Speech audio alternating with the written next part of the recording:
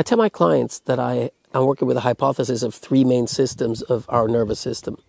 And that is our conscious thinking mind, the part of us that knows that I am me and that knows math and poetry and creates the narrative about who I am and why and where I am in life and if that's good or bad and has values.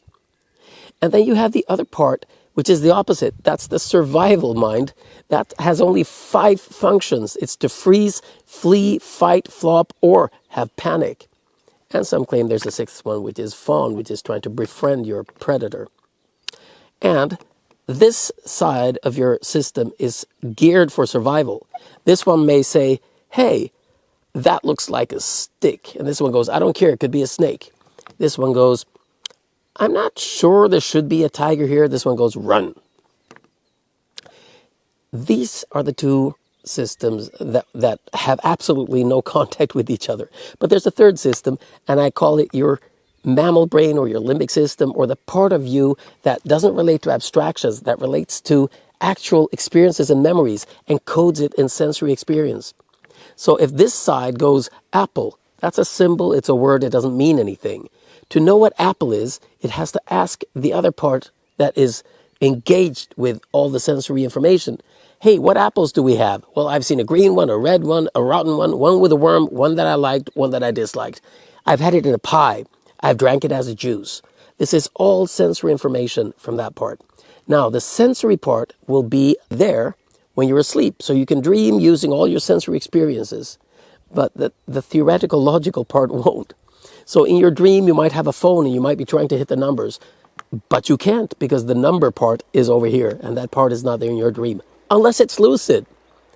This is fascinating, but is it useful? Yes, to me it is. This is how I help people who come to me who have an issue.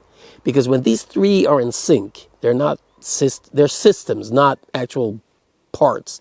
When they're in sync, it means you're feeling good. Because emotion is how these communicate with each other. So, survival brain goes, there is something, I can't put my finger on it, but it reminds us of that time when we were bitten by a bee. It could be music on the radio, it could be the smell of newly cut grass, it could be anything. And so, it raises anxiety. And this part of the brain goes, well, we're anxious, but I don't know why. Unless this part goes, oh, a bee, yeah, I remember when I was stung by a bee. And now these two can, agree on what to do. Well, to reach these three systems, there are 3 or 5. I use 5 different methods. When it comes to the logical brain, the Aristotelian brain, then you can actually use talk therapy, you can use cognition-based therapy, cognitive behavioral therapy, you can use psychoanalysis and psychodynamics, because it's all theory over here. It has nothing to do with emotion, it's all logic. And it may change how you behave, but it won't change how you feel, because these parts are still not agreeing. So if you want to reach the survival brain, you need to access the neurobiology that talks to the arousal system. And you can do that with tapping, you can do that with eye movement therapy, you can do that with havening techniques and breathing and loads of other techniques.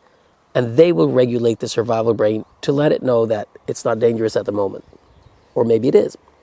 And then if you want to reach your conscious and subconscious massive experience of life in sensory coding part of the system, then the parts that conscious you can call upon with words in the cognition part, like you can say apple and then you will remember different apples. But there is also subconscious patterns and recognitions and values and beliefs and ideas. And I find that the easiest way to reach them is through hypnosis, because when you're in a hypnotized state, you narrow your focus and you can go places where you boldly haven't gone before with your conscious mind.